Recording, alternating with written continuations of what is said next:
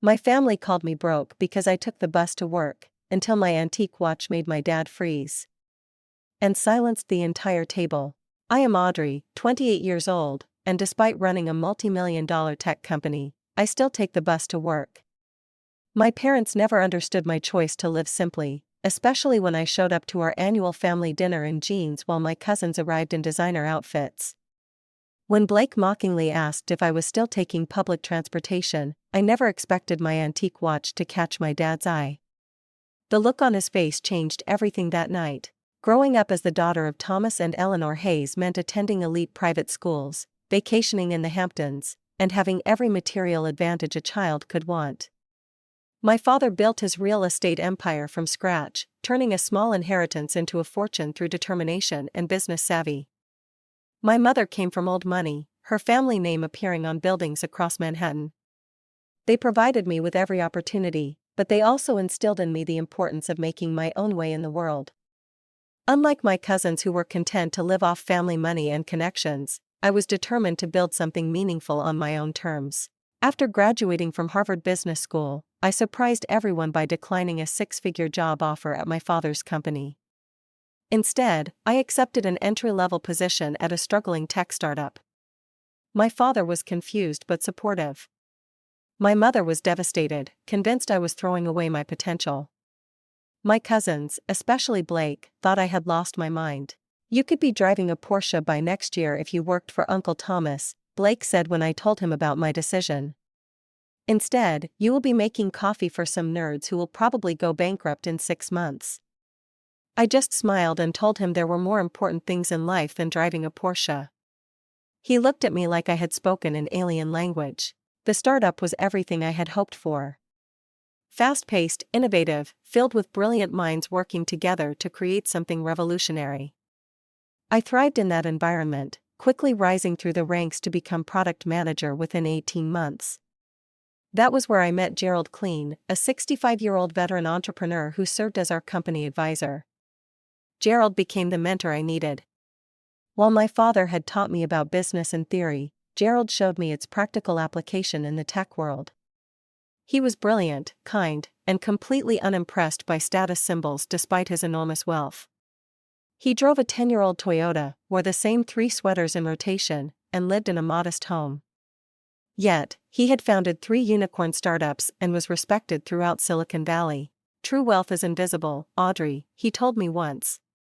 "The moment you need to show people how successful you are, you have already failed at understanding what success means." I absorbed his philosophy like a sponge. When our startup was acquired by a tech giant 2 years later, I used my buyout money to found my own company, Klein Dynamics, naming it in honor of Gerald. He was touched by the gesture and became my first investor and board member. The first 2 years were brutal. I worked 18-hour days, lived in a tiny studio apartment, and poured every cent back into the company. I developed a platform that helps small businesses compete with corporate giants through data analysis and targeted marketing strategies. The potential was enormous, but the early days were filled with setbacks, failed pitches, and dwindling resources. Through it all, Gerald stood by me. When other investors got nervous, he remained calm. When I doubted myself, he reminded me of my vision. And when I was ready to give up, he showed up at my apartment with takeout and stories about his own early failures. On my 27th birthday, after a particularly difficult quarter that nonetheless showed promising metrics, Gerald presented me with a small box. "This has been with me through 3 companies, 2 market crashes, and 1 very public failure," he said. "Now it should be with you." Inside was his watch. Not flashy or obviously expensive, it was elegant in its simplicity. A Gerald Clean original from the limited collection he designed as a side project before he became known for tech. I recognized it immediately from articles I had read about him, but I had no idea of its true value. "Gerald, I cannot accept this," I protested. "This is worth more than my company." He laughed. "Right now, perhaps, but not for long." He fastened it around my wrist. "Promise me you will wear it when you need to remember your worth, not what others think you are worth." 3 months later, Gerald passed away unexpectedly from a heart attack. I was devastated.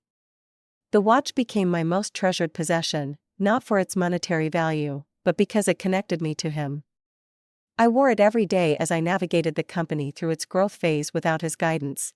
In the years since his death, client dynamics had exploded. We secured major clients, expanded to 3 international offices, and were featured in every major tech publication. I was named to the Forbes 30 Under 30 list, and acquisition offers began pouring in. Through it all, I maintained Gerald's philosophy of understated success. I still lived in my modest apartment, though I had upgraded to a 1-bedroom. I still took public transportation, and I still avoided the spotlight whenever possible. My extended family remained largely unaware of my success. They knew I had started my own company, but I never discussed its growth at family gatherings, preferring to listen to my cousins boast about their latest purchases instead. My parents respected my privacy, though my father occasionally checked in on my company's public filings and seemed increasingly impressed by what he saw. The annual Hayes family dinner was a tradition started by my grandparents and continued by my father and his brother, my Uncle Richard. It was held at my parents' estate in Connecticut, a sprawling mansion that had been featured in architectural magazines. Every year, the entire extended family gathered to eat, drink, and inevitably compare achievements and acquisitions. Uncle Richard was my father's younger brother, and there had always been a competitive tension between them. While my father built his fortune through hard work and strategic risk-taking, Uncle Richard married into wealth and managed to parlay his connections into a senior position at a prestigious financial firm. Their children reflected their values. My cousins, led by Blake, measured success by the brands they wore and the cars they drove. Family dinners inevitably became showcases for their latest status symbols. As I prepared for this year's dinner, I thought about Gerald and what he would say about my anxiety over facing my family.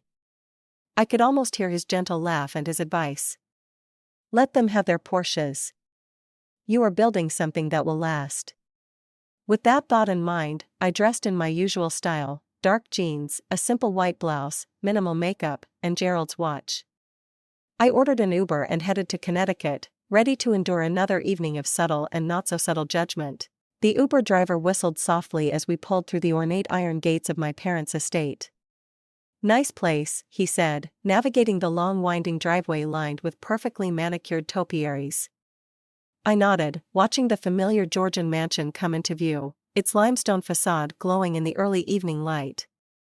I always felt a strange mix of emotions returning here. Pride in what my parents had built, nostalgia for my childhood, and a slight discomfort with the ostentation. You can drop me at the front, I told the driver as we approached the circular driveway. A row of luxury vehicles was already parked prominently.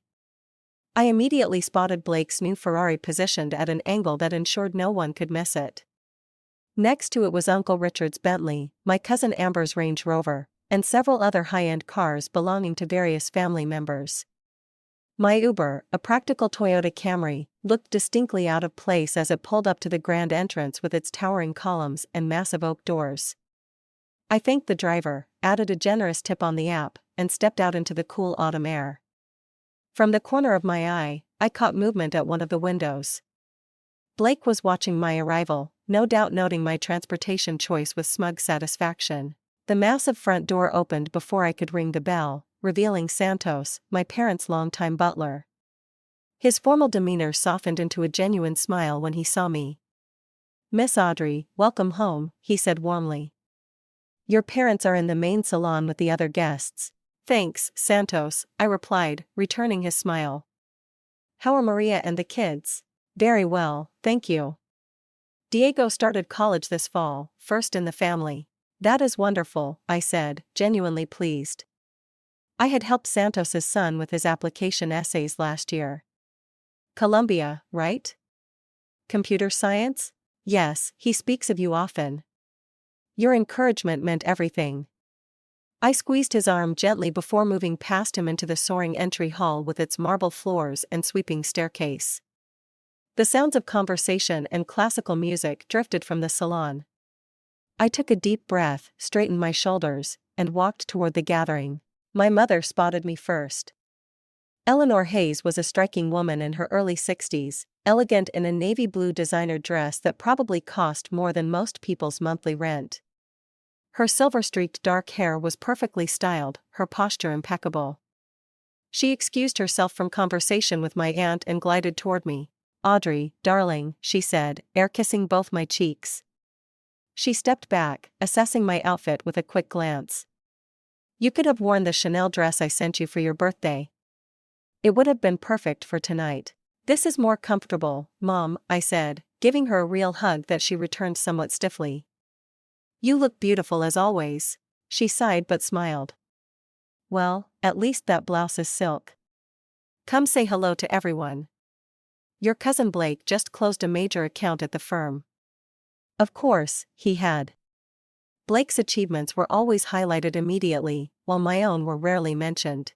I followed my mother into the salon, a grand room with soaring ceilings, antique furniture, and walls lined with valuable artwork. About 20 family members were already there, clustered in small groups, champagne flutes in hand.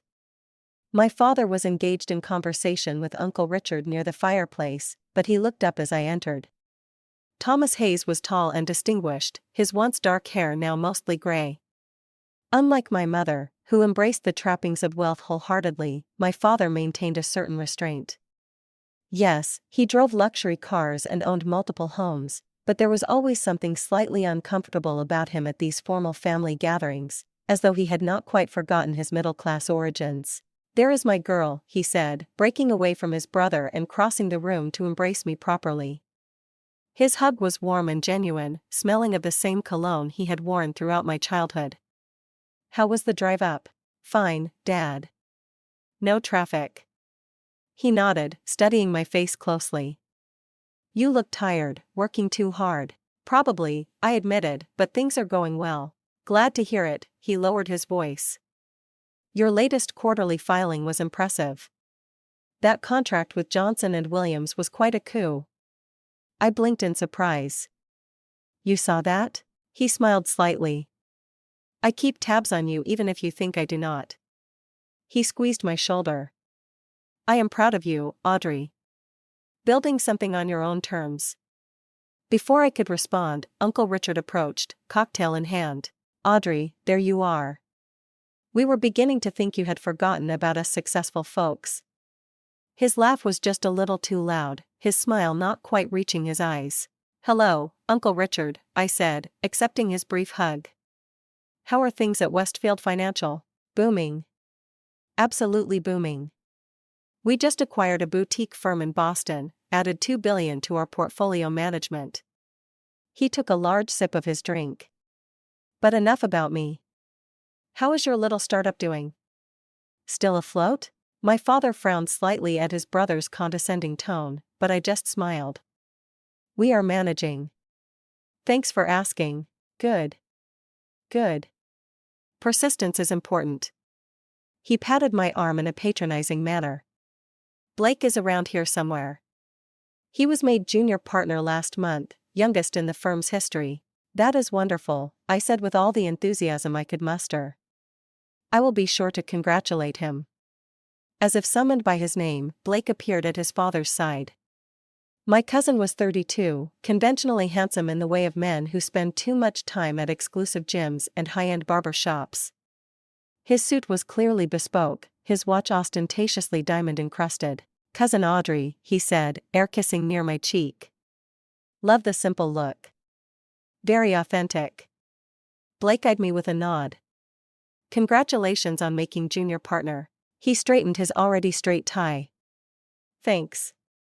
The Ferrari outside is my celebration present to myself. 0 to 60 in under 3 seconds. "Impressive," I said, though I couldn't have cared less. Gerald's watch felt suddenly heavy on my wrist, a reminder of what truly mattered. My cousin Amber approached next, her high heels clicking against the marble floor. "Audrey, oh my God, it has been forever." She embraced me with the excessive enthusiasm of someone who has already had several glasses of champagne. "I love what you have done with your hair. So natural." Amber was Blake's younger sister, 26, and already on her second husband. She worked nominally in public relations, though her job seemed to primarily involve attending charity galas and posting about them on social media. "Thanks, Amber. You look well. Just back from Capri," she said, flipping her expensively highlighted hair. "Alejandro has a villa there. You should see it. 6 bedrooms, infinity pool, private beach access." She leaned closer. "We're thinking of buying our own place nearby. Nothing too extravagant, just a little €3 million hideaway." I nodded politely as she continued to detail the amenities of Italian luxury real estate. Over her shoulder, I could see my other cousins engaged in similar conversations.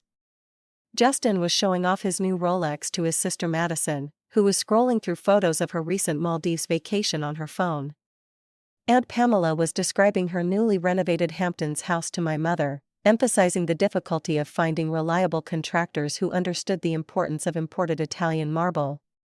The entire room hummed with these exchanges of acquisition and achievement, a familiar symphony of competitive wealth. I stood in the midst of it, Gerald's watch on my wrist, thinking about the conference call I had scheduled the next morning with a nonprofit organization that wanted to use our platform to connect homeless individuals with employment opportunities. The contrast between these worlds made me feel like I was straddling parallel universes. A staff member appeared to announce that dinner was served, providing a welcome interruption. As we moved toward the formal dining room, my father fell into step beside me. "You are quiet tonight," he observed. "Just tired," I replied. "End of quarter is always busy." He nodded, then added quietly, "I read about your housing initiative in the Times business section, providing your platform to affordable housing advocates pro bono. That was good of you." I looked at him in surprise. He rarely mentioned specific aspects of my business. "It seemed like the right thing to do," I said simply. Something like approval flickered in his eyes. "Your grandfather would have done the same. He never forgot where he came from." He paused. "Neither have I, despite what Richard might think." Before I could respond, we entered the dining room where a table set for 24 gleamed with crystal, silver, and fine china. Name cards indicated our seating arrangements, and I was unsurprised to find myself placed between Blake and Madison. Another family dinner had officially begun. The first course arrived promptly, seared scallops with a citrus reduction, artfully arranged on white porcelain plates. The family settled into their seats, wine glasses were filled, and the performance began. These dinners always followed the same script. Accomplishments would be casually mentioned. Acquisitions would be subtly highlighted. Status would be established and reinforced. "Madison, that necklace is stunning," Aunt Pamela said to my cousin across the table. "Is it new?" Madison touched the diamond pendant at her throat. "Oh, this?" "Yes, Thomas surprised me after he closed the Peterson merger. 12-carat cushion cut. We had it custom designed by that jeweler in the city, the one who does all the work for celebrities." "How thoughtful," my mother commented. "Speaking of mergers, Richard, I heard Westfield is looking at that firm in Chicago." Uncle Richard dabbed his mouth with his napkin before answering. "Yes, negotiations are in the final stages. Blake has been instrumental in the due diligence process." All eyes turned to Blake, who adopted a modest expression that looked rehearsed. "Just doing my job. But the acquisition will add about 30% to our annual revenue. We are looking at expanding our Pacific Rim presence next." "Blake has always had a good head for business," Uncle Richard continued. "He gets that from me, of course." My father raised an eyebrow but said nothing, taking a sip of his wine instead. I knew he was thinking about how Uncle Richard had nearly bankrupted his first investment firm before marrying into the Westfield family and being installed in a senior position at his father-in-law's company. "And Justin, dear, how is the new position at Goldman?" my mother asked, turning the spotlight to another cousin. Justin straightened his tie importantly. "Challenging but rewarding. We just closed a $4 billion deal with a Saudi investment group. I will be flying to Riyadh next month on the company jet." The conversation continued in this vein as the second course arrived, roasted beet salad with goat cheese and candied walnuts. I ate quietly, responding to direct questions but otherwise remaining on the periphery of the discussion. Blake, however, seemed determined to draw me in. "So, Audrey," he said, swirling his expensive Bordeaux. "How is the entrepreneurial life treating you? Still working out of that co-working space downtown?" "We actually moved to our own offices last year," I replied, "in the Flatiron district." "Oh, must be expensive. Those rents are outrageous." I nodded noncommittally. "It works for us." "And how many employees do you have now?" he pressed. "Still just you and those two programmers?" "We have grown a bit." Blake exchanged a knowing look with his father. "Well, startups are always a gamble. 90% fail within the first year. You know, the fact that you have lasted this long is actually quite impressive." "Thank you for the vote of confidence," I said dryly. Aunt Pamela leaned forward, her expression one of practiced concern. "Darling, you know, if you ever need help, the family is here for you. There is no shame in admitting when it is time to try something else. I am sure your father could find a suitable position for you at Hayes Development." I felt a flash of irritation but kept my expression neutral. "That is very kind, Aunt Pamela. But we are doing fine." "Of course, dear," she said, patting my hand in a way that suggested she did not believe me. "I just worry. A young woman should be thinking about stability, building a future. Look at Madison. She and Thomas just purchased that lovely brownstone in Brooklyn Heights." Madison beamed. "The renovation is costing a fortune, but it will be worth it. We are putting in a wine cellar and a home theater. You should come see it when it is finished, Audrey. Maybe it will inspire you." I smiled tightly. "That sounds nice. You know," Uncle Roger chimed in from further down the table, "entrepreneurship is all well and good, but there is something to be said for the security of an established firm." My college roommate tried the startup route. Bright fellow, had what seemed like a good idea. Sank every penny he had into it. Now he manages a branch of Bank of America in New Jersey. Several family members nodded sagely at this cautionary tale. "I remember when you first announced you were starting your own company," Blake said, cutting into his perfectly cooked salmon as the main course was served. "What was it again? Some kind of data analysis for small businesses?" "That is right," I confirmed, taking a bite of my own meal. "Seems like a limited market," he observed. "Small businesses do not usually have much budget for that sort of thing. Now, if you were targeting enterprise clients..." He trailed off, shaking his head slightly. "We have a mixed client base," I said simply. Blake was not deterred. "I just wonder about the viability long term, especially in this economy. Venture capital has dried up considerably since the interest rates went up."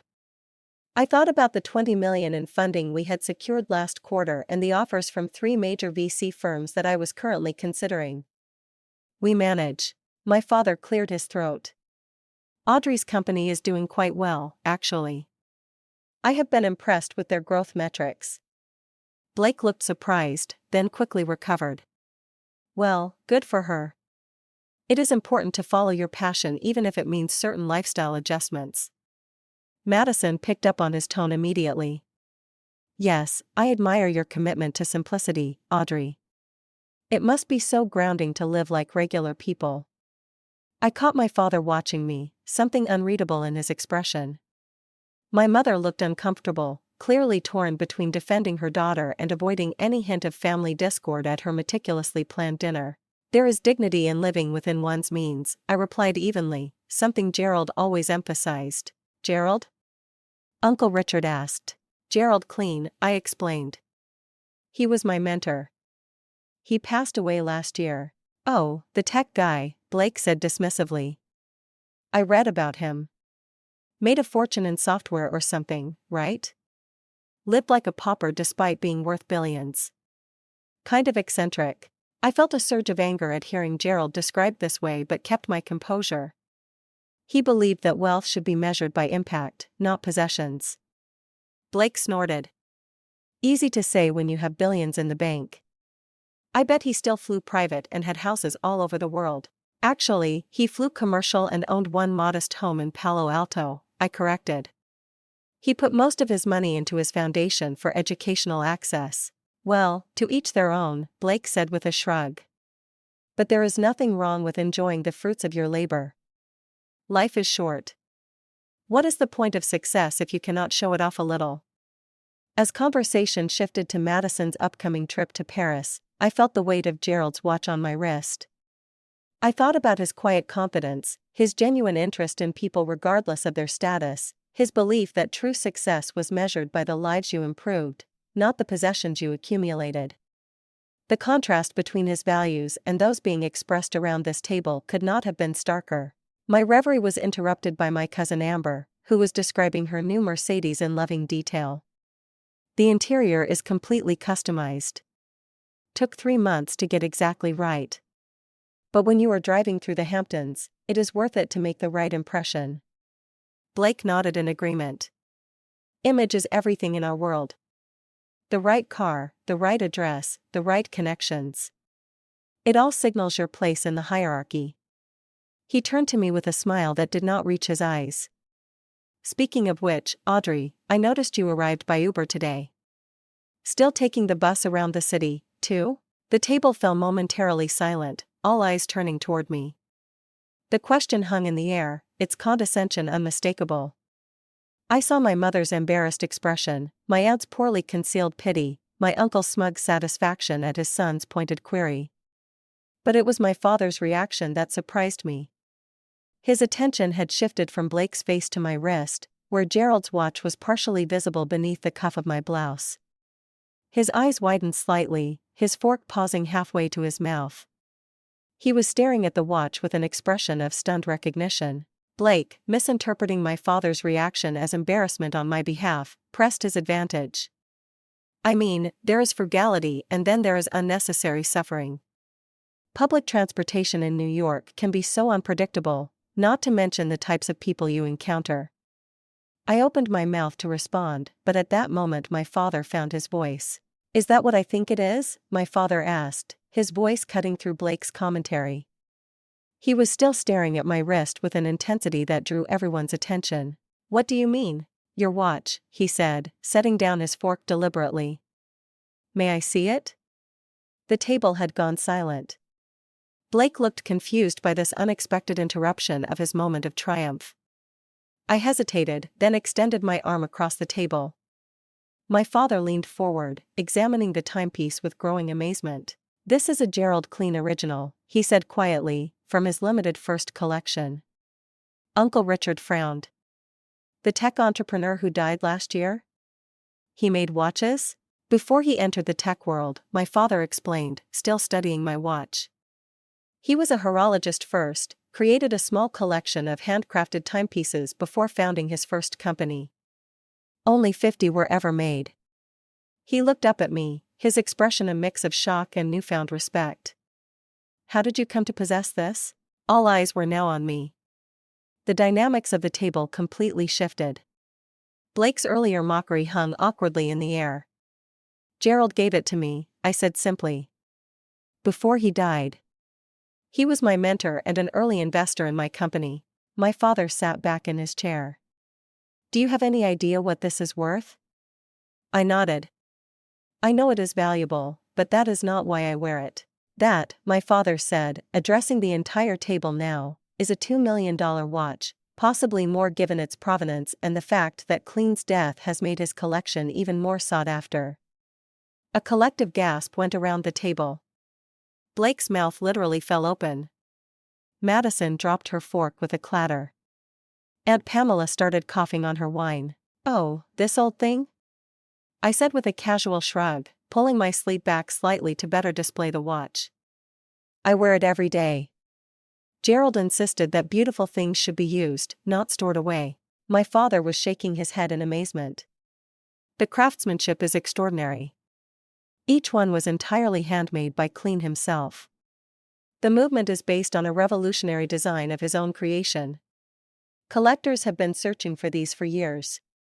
Most are in private collections or museums. Uncle Richard was staring at the watch with new interest. $2 million on your wrist. You should have that insured, Audrey. It is, I assured him. Gerald took care of that when he gave it to me. He said it was the first thing he ever created that truly mattered to him. Blake had recovered enough to join the conversation, his tone completely transformed. I had no idea you were close to Gerald Clean. He was a legend in the industry. He was more than that, I said quietly. He was a friend. He believed in what I was building when few others did. Which was what exactly? Uncle Richard asked, his earlier dismissiveness replaced by genuine curiosity. You have always been rather vague about your company. I took a sip of water, considering how much to reveal. Gerald had always advised strategic transparency. Perhaps it was time.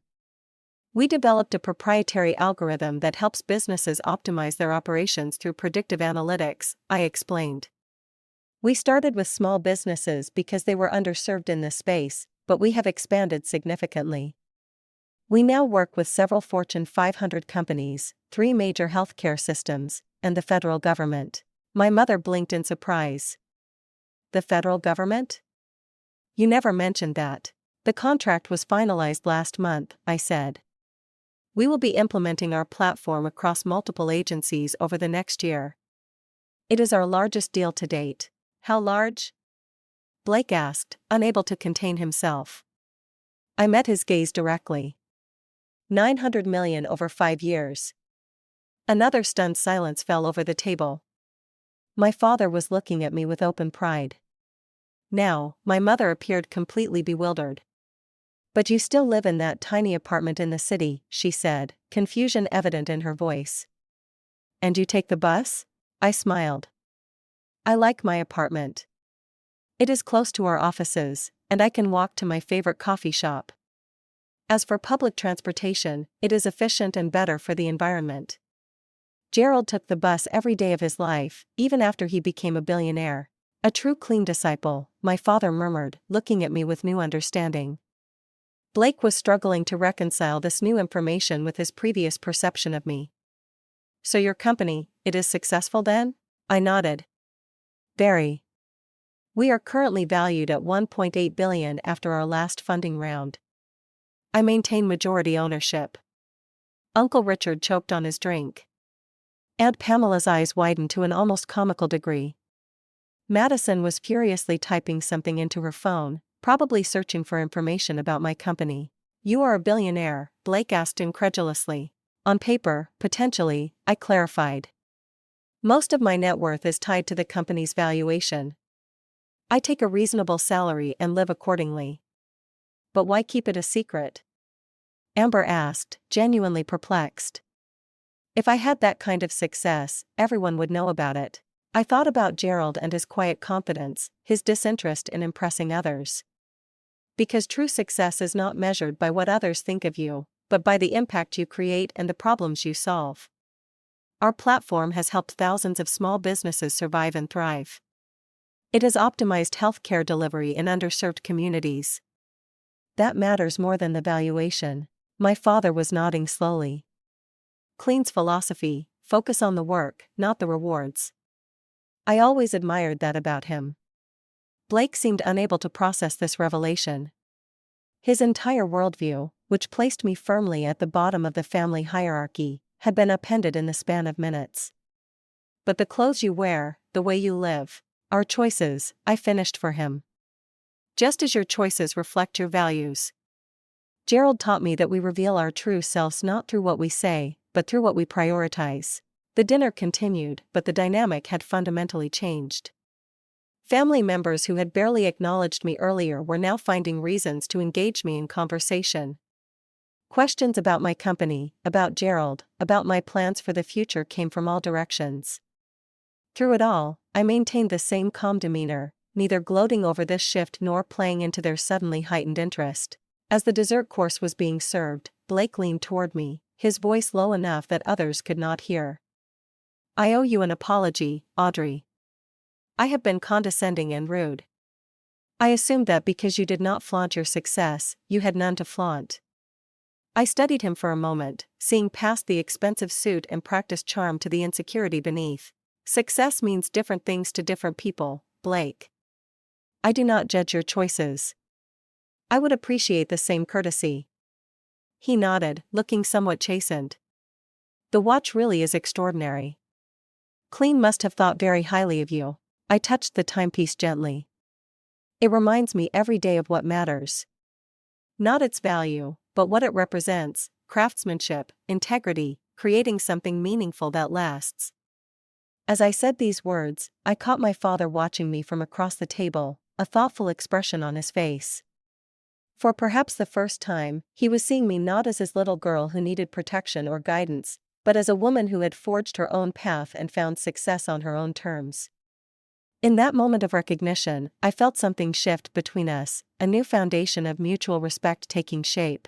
The watch that had once been Gerald's silent companion was now telling my story, revealing truths I had kept hidden not out of shame, but out of a desire to be valued for who I was rather than what I owned. As the evening progressed, I found myself grateful for its quiet presence on my wrist, a tangible connection to the mentor who had shaped not just my business philosophy, but my approach to life itself. As the dinner plates were cleared and coffee was served, the conversation inevitably circled back to my watch and its previous owner. Uncle Richard, who had been uncharacteristically quiet for the past several minutes, finally voiced what many were clearly thinking. I still cannot wrap my head around the fact that Gerald Clean was your mentor, he said, stirring cream into his coffee. He was notoriously selective about his time and investments. How exactly did that relationship develop? All eyes turned to me once again.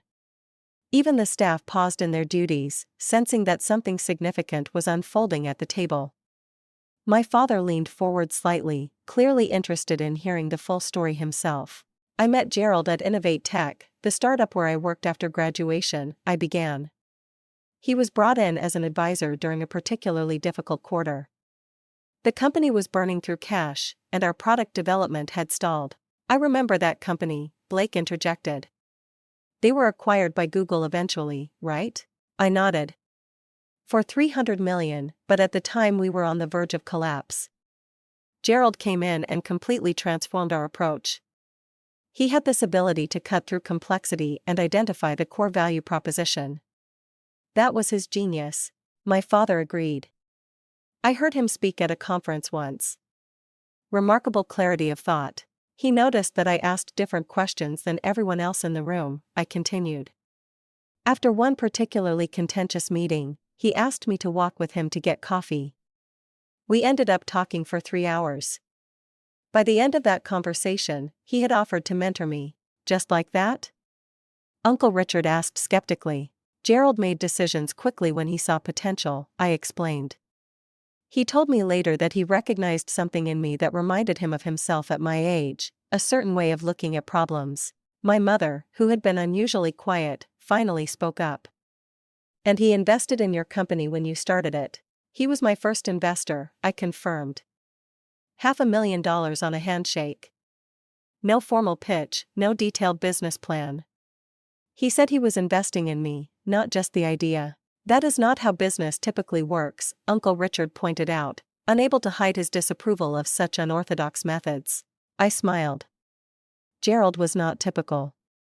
He believed that the best innovations come from trust and freedom, not rigid structures and endless documentation. He gave me that initial funding and told me to build something meaningful. His only conditions were that I maintain control of the company and that I use a portion of any profits to help others.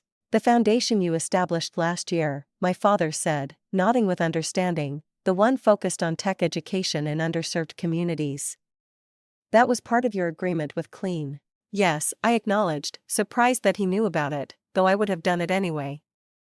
Gerald showed me that success creates responsibility. Madison, who had been researching on her phone throughout this exchange, looked up with wide eyes. According to Forbes, Klein Dynamics is projected to reach $3 billion in valuation by next quarter. There are rumors of an IPO. She stared at me. You named your company after him. It seemed appropriate, I said simply. His philosophy is the foundation of everything we do. But why keep all of this so private?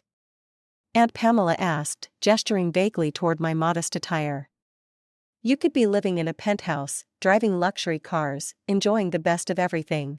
I considered how to explain a mindset so different from the one that dominated this table. When Gerald gave me this watch, he told me something I will never forget. He said, "The moment you feel the need to prove your worth to others is the moment you have forgotten what you are truly worth." I do not need to display my success to validate it. My father was nodding slowly, a new appreciation in his eyes. Clean always understood that true power lies in knowing your value without needing external validation. It is why he was respected even by his competitors. Exactly, I agreed. And he lived that philosophy every day. The most valuable lessons he taught me had nothing to do with business strategy or technology. They were about integrity, purpose, and the responsibility that comes with success.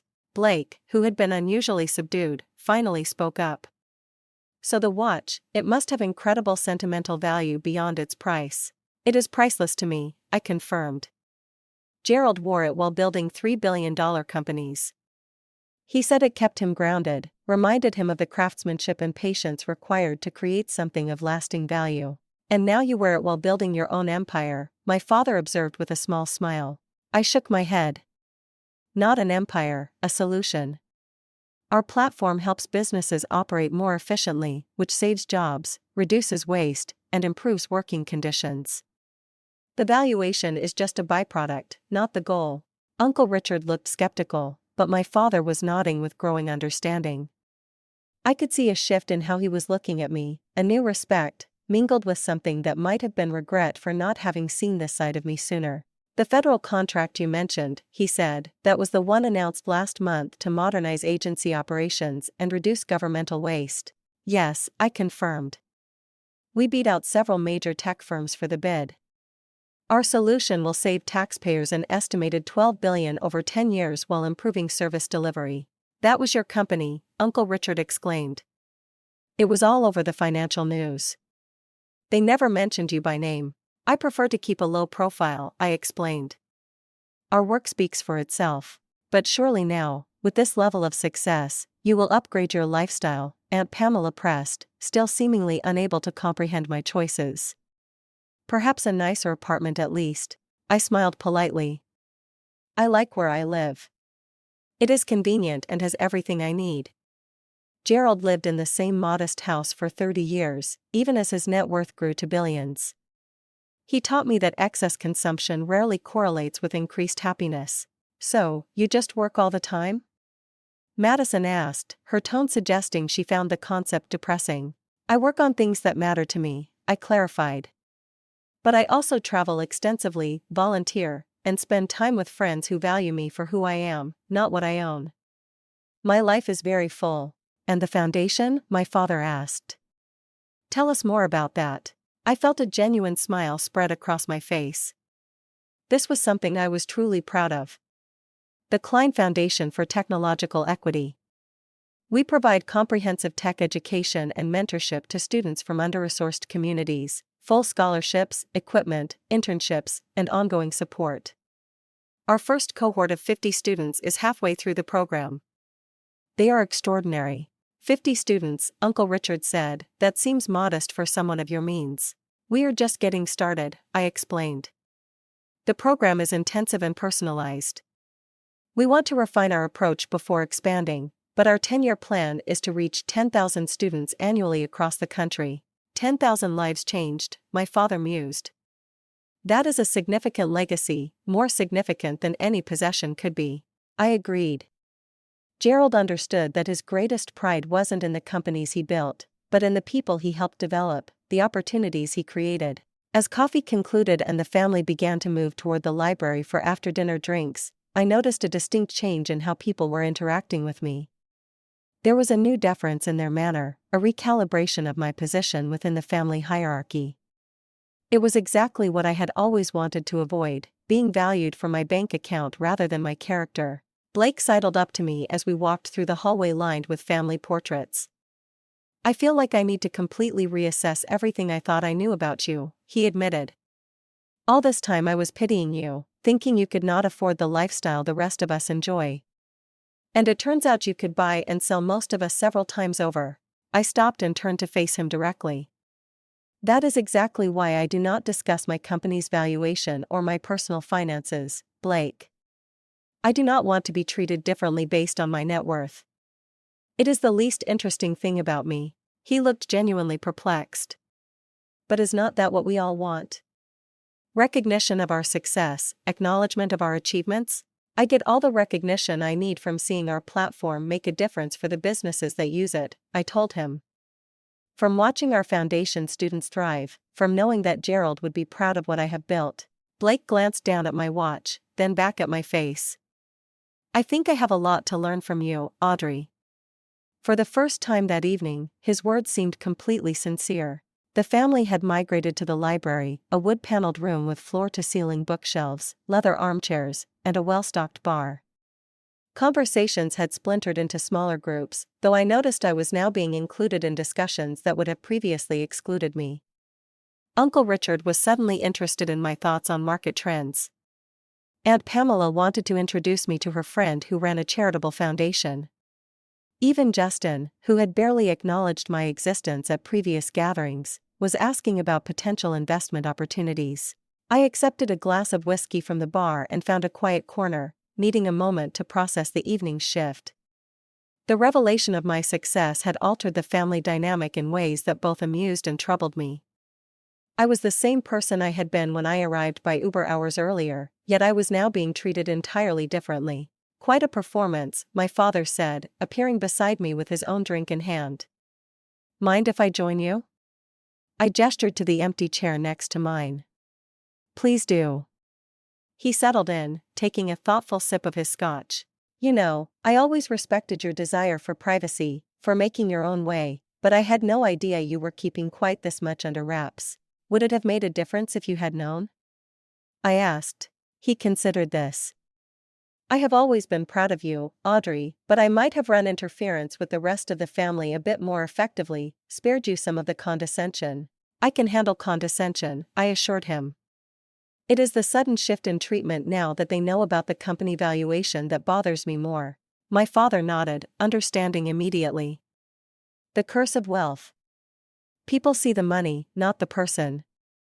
It is why I have always been suspicious of new friends who appear after business deals are announced. Gerald had the same problem, I said. He told me once that he could count on one hand the number of people who truly knew him, not his net worth. He sounds like a remarkable mentor. My father swirled his drink thoughtfully. I wish I had taken the time to know him better. We met at conferences occasionally, but never had a real conversation. You would have liked him, I said. He was brilliant but unpretentious, completely authentic. Like his protégé, my father observed with a small smile. You know, watching you tonight, I saw so much of myself at your age.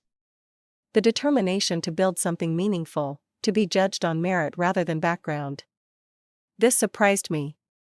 My father had always seemed comfortable with his wealth, with the privilege it afforded. Really? But you embrace all of this. I gestured around at the opulent room. He chuckled. Your mother embraces it. I tolerate it because it makes her happy. But between us, I would be perfectly content in a place a quarter this size. He leaned closer. Why do you think I spend so much time at the office or the fishing cabin in Vermont? All this, he waved his hand, it was never what motivated me. I had no idea, I admitted. We have that in common, it seems. The ability to keep our true selves somewhat hidden. He took another sip of his drink. Though perhaps we have both been too good at it. I should have seen what you were building. Should have recognized your achievements sooner. You saw enough, I assured him. You checked those quarterly filings, apparently. He smiled. Professional curiosity at first, then genuine admiration as I realized what you were accomplishing. But I respected your privacy, your desire to stand on your own merits. I did not want to intrude. I appreciated that, I said honestly. It meant everything to build this on my own terms. My father's expression grew serious. The watch. It really was Clean's personal timepiece. I nodded, extending my wrist so he could see it again in the warm light of the library. He gave it to me on my 27th birthday. Said it had been with him through everything, and now it should be with me. My father studied it with expert eyes. The craftsmanship is extraordinary. I had heard rumors about his collection, but few have ever been photographed or documented. Most were given to close friends or family, never sold. He made this one himself from scratch, I told him. Spent 2 years perfecting the movement while launching his first tech company. He said it taught him patience and precision, values that served him well. Clearly, my father looked from the watch to me, and now they serve you. Our conversation was interrupted as Blake approached, his demeanor noticeably humbler than earlier in the evening. "Excuse me, Uncle Thomas. Could I borrow Audrey for a moment?" My father looked to me. I nodded, and he stood. "Of course. I should check on your mother anyway. She is probably already planning how to redecorate your childhood bedroom now that she knows you can afford priceless art." He winked at me before walking away. Blake took the vacated seat, his usual confidence subdued. "I wanted to apologize properly, Audrey. My behavior tonight, and frankly, at every family gathering for years, has been inexcusable." I studied him, trying to determine his sincerity. "Apology accepted. But I am curious what exactly you are apologizing for." He looked taken aback. "For treating you like you were less successful, less accomplished than me. For the comments about the bus, your lifestyle choices, all of it. And if my company was worth $10,000 instead of nearly $2 billion, would you still be apologizing?" I asked mildly. Blake had the grace to look embarrassed. That is a fair question. It is the only question that matters," I pointed out, "because if you are only sorry because you discovered I am wealthier than you imagined, then you have missed the entire point." He was quiet for a moment, genuinely reflecting on my words. "You are right," he finally admitted. "I have been measuring success, measuring people, by all the wrong metrics. It is how I was raised, but that is no excuse. It is never too late to reevaluate your values," I told him, my tone softening. Gerald was 40 before he had his epiphany about wealth and status. Completely transformed his approach to life and business. "I would like to hear more about him sometime," Blake said, "about his philosophy. If you would be willing to share." "I would like that," I said, somewhat surprised by his genuine interest. As Blake excused himself, my mother approached, looking slightly flustered. "Audrey, darling, I feel absolutely terrible about all the little comments I have made over the years about your apartment, your clothes, your lifestyle choices." She sat down beside me, taking my hands in hers. "If I had known about your success..." "Mom," I interrupted gently. "That is exactly why I did not tell you. I wanted you to accept my choices for what they were, not because they came with a certain valuation." She looked confused. "But surely you understand that we only want what is best for you. To see you living beneath your means when you could have everything you want. This is what I want," I assured her. "A meaningful business that solves real problems. A foundation that creates opportunities for deserving students. A life focused on purpose rather than possessions." "But you could have both," she insisted. "Purpose and beautiful things." I touched Gerald's watch. "I have both. This is the most beautiful thing I own, and I cherish it not for its market value, but for what it represents. The same is true of my company, my foundation, my relationships." My mother sighed, clearly still struggling to understand. "Well, at the very least, you must let me help you find a nicer apartment, something befitting your position." I could not help but laugh. "Some things never change. I love you, Mom, just as you are, even when you were trying to redecorate my life." She smiled reluctantly. "And I love you even when you were stubbornly rejecting perfectly good Chanel dresses." As the evening wound down, I found myself engaged in more genuine conversations than I had experienced at any previous family gathering. Some relatives were clearly still processing the revelation of my success, adjusting their perception of me. Others seemed to be reconsidering their own definitions of achievement. And a few, like my father, were connecting with me on a deeper level, seeing beyond both my deliberate modesty and the company valuation to the person I had become. When it came time to leave, I ordered another Uber, declining offers from several relatives to drive me to the city. My father walked me to the door while we waited for the car to arrive. "You have given them all something to think about tonight," he observed. "Myself included." "That was never my intention," I said. "I just wanted to be treated like a person, not a bank account, positive or negative." He nodded thoughtfully. "Gerald Clean's greatest legacy may not be his companies or even his watches, but what he taught you about the true meaning of success. He placed a hand on my shoulder. I would like to see your office sometime, meet your team, learn more about what you are building. I would like that, I said, genuinely pleased by the suggestion. How about next week? I could give you the tour, introduce you to everyone. It is a date, he agreed as my Uber pulled up. And Audrey, keep wearing that watch. It is exactly where it belongs. As I settled into the back seat of the car, I glanced down at Gerald's timepiece, thinking about how objects, like people, contain multitudes. To most of my family, the watch had transformed me from a struggling entrepreneur to a serious player in a single moment of recognition. But to me, it remained what it had always been, a connection to a mentor who had shown me that the truest measure of success was not what you accumulated, but what you contributed. 3 weeks after the revelatory family dinner, I found myself sitting in my office overlooking Madison Avenue. The space was modern but understated, with glass walls, clean lines, and functional furniture. No expensive art adorned the walls, just enlarged photographs of our team members working with clients, visual reminders of the real people impacted by our technology. The visit from my father had gone better than I could have hoped. He had arrived early, taken the full tour, met with my executive team, and asked thoughtful questions about our technology and business model.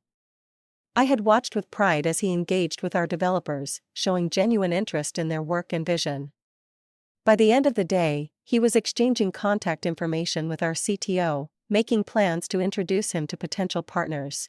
You have built something remarkable here, he had told me as we stood looking out over the city from our rooftop deck. Not just the technology or the business, but the culture. These people believe in what they are doing. That was always the goal, I had replied, to create something meaningful, something that matters. Now, as I reviewed the final plans for our foundation's new headquarters, I reflected on how much had changed since that dinner.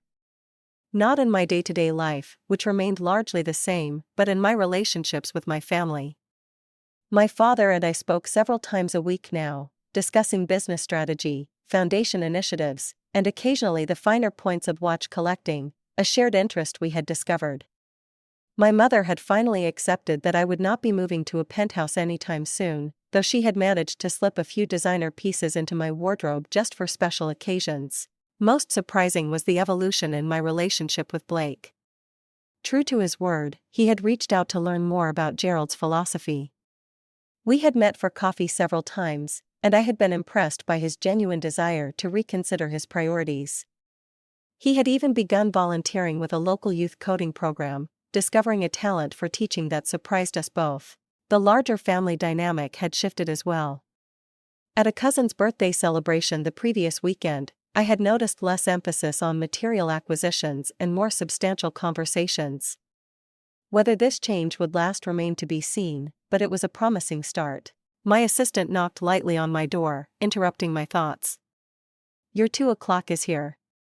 The high school student you mentioned. Send her in, I said, standing to greet my visitor. Zoe entered my office nervously, a 16-year-old with bright eyes and a determined set to her shoulders. She had applied to our foundation's mentorship program with an impressive proposal for using data analytics to address food insecurity in urban neighborhoods. Miss Hayes, she said, extending her hand formally. Thank you so much for meeting with me. Audrey, please, I corrected gently, gesturing for her to take a seat. I was impressed by your application, Zoe. Your approach to mapping food deserts using multiple data points was innovative. She brightened visibly at the praise. My family relies on food assistance programs, so I know firsthand how challenging access can be. I want to create solutions, not just identify problems. As she outlined her ideas, I was struck by her passion and clarity of purpose. She reminded me of myself at that age, though she faced economic barriers I had never experienced. This was exactly the kind of student Gerald had wanted to support, someone with the vision and drive to create meaningful change. How would you feel about being the first participant in our new direct mentorship program? I asked when she finished her presentation. You would work directly with our data science team one afternoon a week, developing your project with professional guidance. There is a stipend involved, of course. Her eyes widened. Are you serious? That would change everything for me. Completely serious, I assured her. Your idea has real potential. With the right support and resources, it could help thousands of families. As we discussed the details, I was conscious of Gerald's watch on my wrist, a tangible reminder of the responsibility that came with success. In helping Zoe develop her project, I was honoring his legacy in the most meaningful way possible, by creating opportunity for the next generation of problem solvers. After Zoe left, practically floating with excitement, I called my father to tell him about the new mentorship initiative. He listened with interest, then surprised me with his response. "I would like to contribute to the foundation," he said. "Not just financially, though that too if needed, but with time. I have experience that might be valuable to these young entrepreneurs." "That would be wonderful," I told him, genuinely moved by the offer. "The students would benefit enormously from your business expertise. And I suspect I would benefit from their fresh perspectives," he replied. "Your dinner revelation did more than just surprise the family, Audrey. It made me reevaluate how I measure success both in myself and others. I want to be part of building something that lasts beyond balance sheets and property portfolios." As we finalized plans for his involvement, I thought about how one evening, one moment of truth, had created ripples that continued to expand outward. My decision to live according to Gerald's philosophy had influenced not just my own life, but increasingly the lives of those around me. Later that evening, as I rode the subway home, I studied the diverse faces of my fellow passengers: a construction worker still in his work clothes, a nurse in scrubs, students with backpacks, a woman in a business suit similar to my own, each with their own story, their own measure of what mattered. Gerald had moved through the world this way, seeing people rather than positions, value rather than valuables. In my apartment that night, I took off the watch and held it in my palm, feeling its weight and significance. It had become far more than a timepiece to me. It was a compass guiding my decisions and priorities, a reminder that true wealth lay not in what you possessed, but in what you contributed, not in how you were perceived, but in how you lived your values. The watch would never hang in a museum or be stored in a safe. It would continue to accompany me through board meetings and foundation events, through family dinners and quiet evenings. It would mark the hours of my life as it had marked Gerald's, a witness to the creation of something meaningful and lasting. As I prepared for bed, my phone chimed with a message from Blake. He had just finished his first solo teaching session at the coding program and was exhilarated by the experience. "I think I finally understand what Gerald meant about impact over image," he wrote. "Thank you for showing me a different way to measure success." I smiled as I replied, thinking about how authentic connections and genuine purpose were the true markers of a life well lived. The watch had caught my father's eye at that fateful dinner. But what truly mattered was the philosophy it represented, the understanding that our worth is not determined by our wealth, but by our actions and their impact on others.